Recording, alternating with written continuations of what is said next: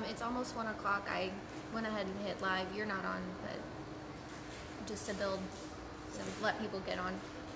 I'm ready when you are.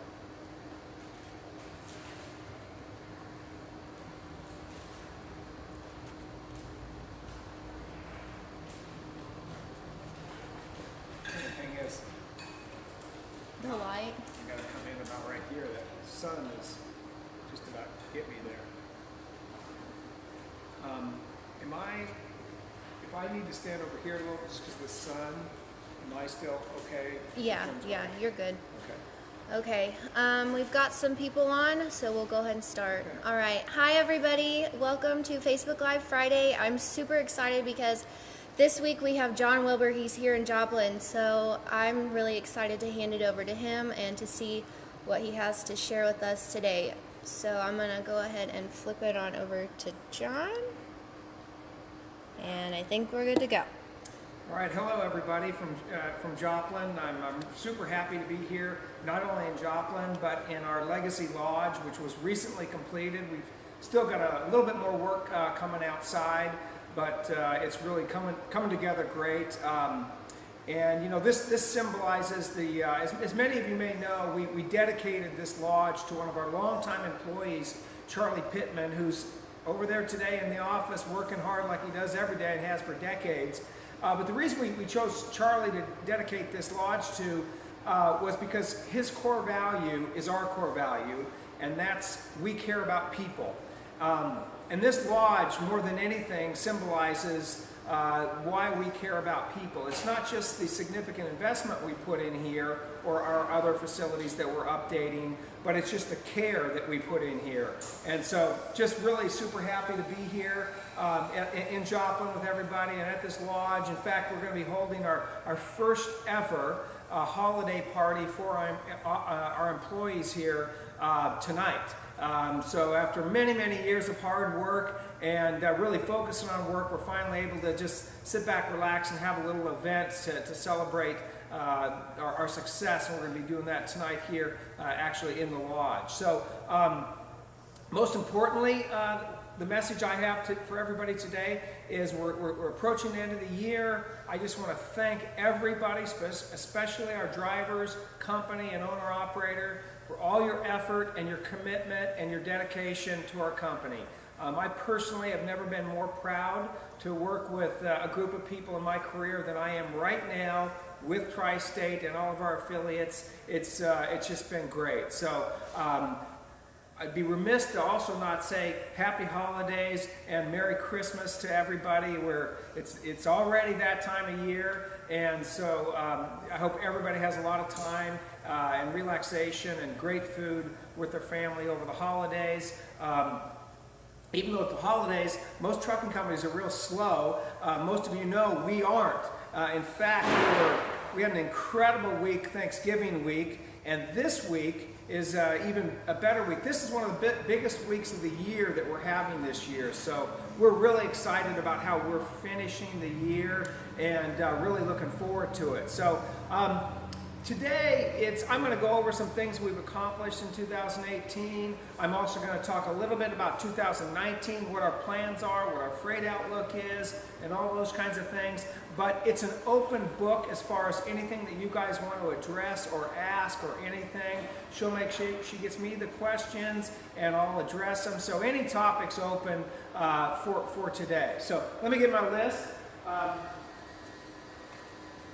I don't want to forget anything. So in terms of our 2018 highlights and accomplishments, obviously I'm standing in one of our biggest. This has been on the drawing board for years for us. For those of you who've been in here, I think you know what I'm saying. This is just a little piece of the puzzle here with our nice fireplace behind us, but this is one of the most incredible facilities of any trucking company in America, and we're real proud of what we've got here in the lodge. The other thing, this is tomorrow is our 1-year anniversary being inside the Dasky organization.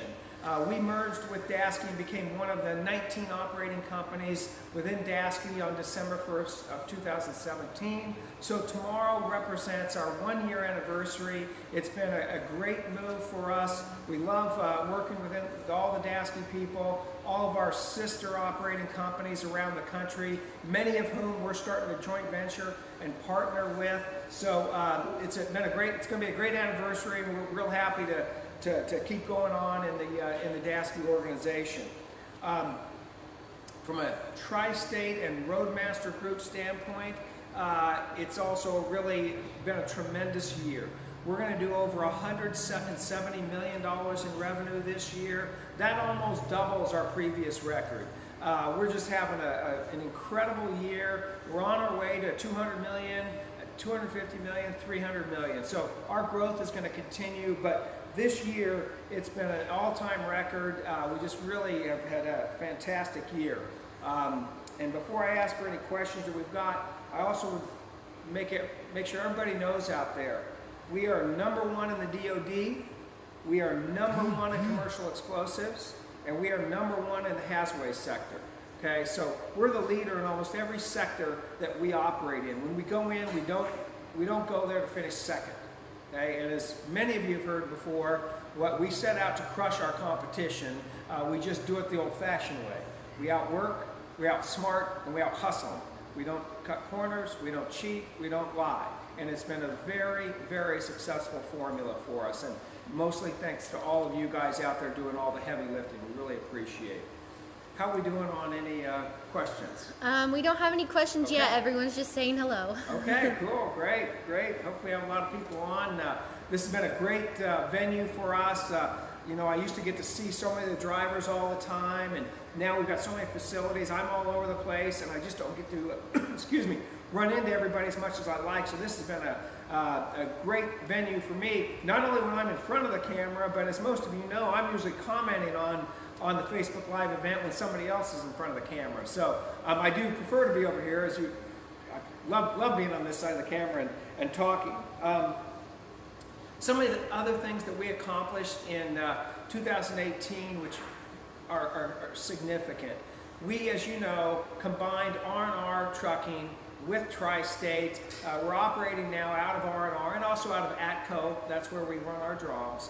But that's the culmination of a years-long effort by myself and my team. We always wanted to put together SLT, Tri-State, and R&R, and if we knew we could ever get that done, we would actually have just a dominant position, particularly in the DoD and some of the other high security sectors. So we've accomplished that thanks to our friends at Dasky, who had already owned R&R, but then when we joined the family, we were able to combine. We've got all the R&R folks are now Tri-State employees. We're all one right over in the office over here and all around the country at our satellite facilities. So it's just been a fantastic move. It was a very high-profile situation within the Dasky world. Something like that had never been attempted within Dasky, to take two operating divisions and effectively combine them into one more efficient operation, and we've done that. We did it quickly, we did it on time, and it's already producing tremendous benefits for us. So some of the other things that we've accomplished tied to that, we have already, here we are at the end of November, and we combined with R&R on April 1st. We have already pretty much refreshed 100% of R&R's much older van fleet. They were running, as you know, 48-foot vans, many of them 20 years old. We took in 350 brand new dry vans. We're now in the process of selling all of the old R&R 48-footers. There are a lot of them here, bluegrass, crane, they're all over the country, but 10, 15, 20 at a time. We're getting rid of those, and we'll have the entire fleet replaced here very shortly. So that puts us in a position of running not only one of the newest truck fleets in our industry, but also one of the newest trailer fleets. Well, I'll get to next year in a minute. How are we doing on questions? All right, we have a couple questions. The first one is from Doug Gonzalez. He says, during the slow season, what is the average amount of Deadhead Miles trucks normally do? That's a great question. The first thing I would tell you is this. Our focus, particularly with our owner-operators, but also all of our trucks, is we tend to focus on revenue per truck per week. We like to hit $10,000, $12,000 per week in revenue per truck. And if we do that, we like to minimize deadhead, but that's not the most important metric. Just because of the miles we run, if we do $12,000 on a truck, we're not going to do enough deadhead miles to mess that up. But to specifically answer your question, we typically expect deadhead to go up a little bit during the winter months. We still have robust freight, but certain pockets do have seasonality, particularly our commercial explosive customers. So lanes that were balanced during the high season become unbalanced during the winter season, so we incur. You know, overall, we incur about a 23 to 25% deadhead, but it just differs by fleet, it differs by solo to team, so it's a little hard for me to give you an exact number what we would expect, but what I can tell you is that we would expect it to be a little higher in the winter. We do everything we can to maintain our revenue per truck per week targets. That's our primary focus. Okay, we've got another question from Blake Warren. He says, are we moving to Volvos, or are we mainly going to continue using Freightliners? Another great question. We're right in the middle of figuring that out. Now, just so everybody knows, we started out and we were almost exclusively a Kenworth shop for years. We then started to get into Freightliners, had a lot of great success, and brought in some Freightliners. Last year, we experimented with 10 Volvos. The experiment was extremely successful. We are buying more Volvos. Next year, we're probably going to buy around 85 trucks. I'm going to tell you that at least half of them are going to be Volvos, and we're looking at the other half in terms of Freightliner versus Kenworth. So we're in the budgeting cycle literally right now. We do have orders placed, but we still have the ability to move the orders around and to cancel them and do whatever. So there will be a significant group of Volvos coming in, and then the rest of it will be either Freightliner or Kenworth or a combination of those two. So we definitely are going to get deeper into the Volvo world for sure. Okay, we have a question from Kyle Jones. He says, can you please explain the policy behind owner-operators not receiving the full 100% of the driver assist unload? Probably not. You know, I'll give a stab at it because I'm just not totally up to speed on that policy. But generally, every whether it's line haul freight or an accessorial, we group that all as part of our freight because that's how we negotiate with our customer. Doesn't really matter to us what pocket we put it in. We're trying to get an overall line haul plus accessorial number, which we share 70% with our owner operators. So sometimes the customer will prefer it in a bucket, one bucket or another. It doesn't really matter to us because we treat it all the same. So that's, I believe, the best answer to your question. I mean, that is how we look at it. So if we're trying to get $5,000 in line haul and accessorials for a load from a customer, and a customer has a preference to put it in one bucket or another, as long as we're still getting the $5,000, that's how we operate. So we take all that line haul and accessorials, and it goes into the 70-30 bucket. We've always done that. We've been very upfront about it. And I know it may seem not right when one of those accessorials directly relates to a driver activity, but again, that's the story or the reasoning behind it is we look at those as all dollars, and we're a little indifferent as to what bucket they're in because we're just trying to hit an overall number with our customer. Great question. Okay, we've got one last one so far. It says, are there going to be any improvements to the Plattsburgh yard? I understand many trucks are getting stuck there dropping off or picking up.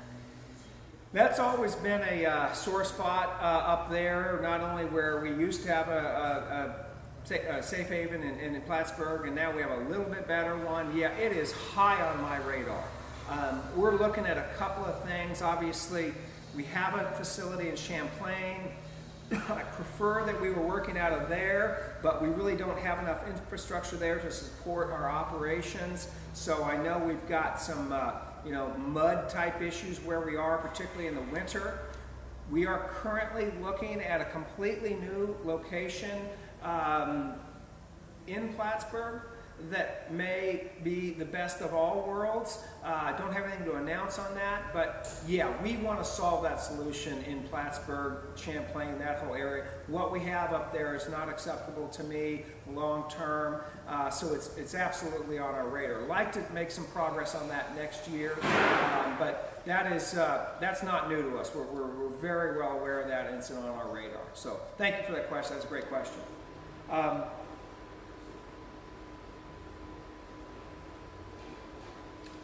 I guess the other thing I wanted to point out that we got accomplished this year, and we talk about the Legacy Lodge all the time, which we're standing in here, but right down that hallway is, I think, probably the premier driver training center, certainly in our high security industry, but maybe even in all of North America. 2 large classrooms, a lot of infrastructure, very comfortable, very clean, very professional.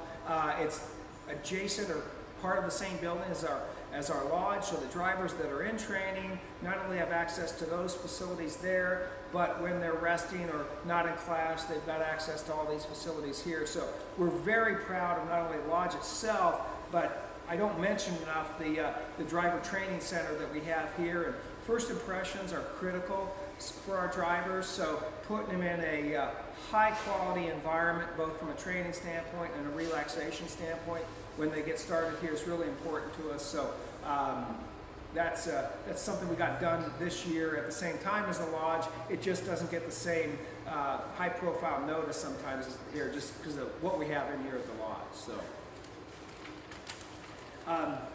I'd like to talk now briefly about what we have coming and what we know we have coming in 2019, including my outlook on the freight and just the market dynamics, which I know is important to everyone, particularly our owner-operators out there. First of all, in terms of our infrastructure and what we plan to do, as I said, we're done inside here at the lodge and the training center. We have an incredible new patio coming out that'll be done pretty soon. But the other thing that we have going on here that's going to be really slick for the next 5 to 10 years, we're going to continue to redo our truck parking lot out here. But as part of that, working with the EPA, we received a significant grant from the EPA. We're going to be having shore power at every single truck parking lot here. It's almost 200 spots. We're going to have shore power for all of our trucks when they're parked out here. Ultimately, it'll be piped such that if we have electric trucks, it'll actually have the ability to charge those electric trucks there, not just a shore power type of situation. So very state-of-the-art situation we're going to have out here, thanks to the hard work from our team and getting the grant from the EPA. I'd expect that to be done mid-year next year. The other thing that we're in planning for, many of you have heard me talk about it already, we are in process to get approved a brand new terminal and crane.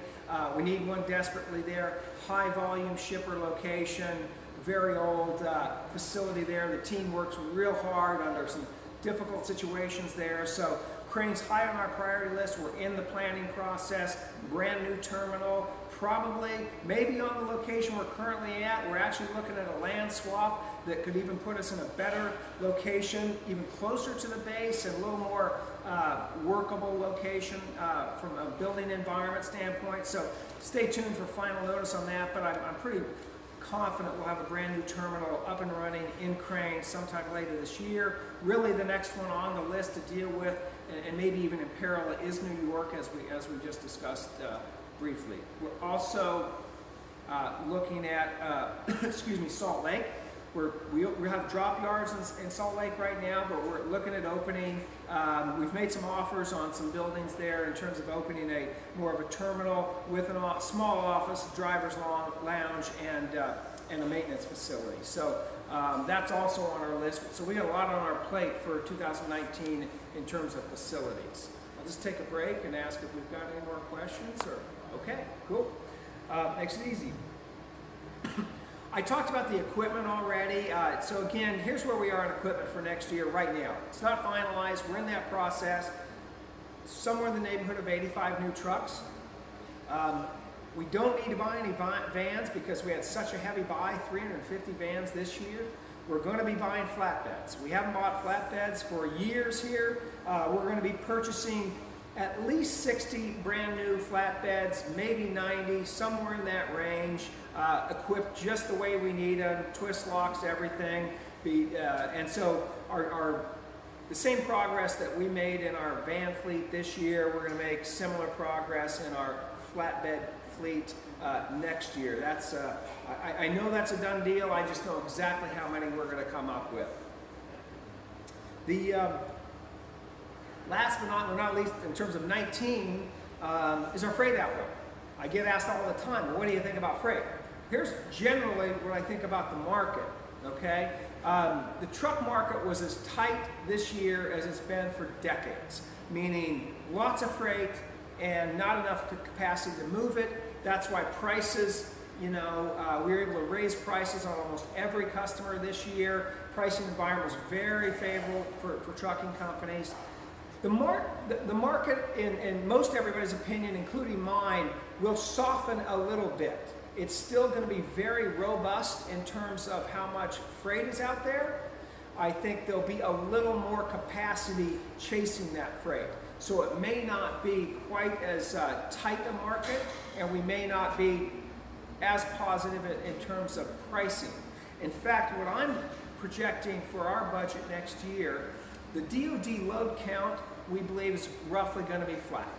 And there may be, our pricing in the DoD market, which is a spot market, we don't know, just a projection, is going to be somewhere between flat and maybe even down a little bit because of additional capacity coming into the DoD market. We had a significant increase in the DoD, both volume and pricing this year, so it's possible we're going to give a little bit of that pricing back based on competitive dynamics, but we don't know for sure.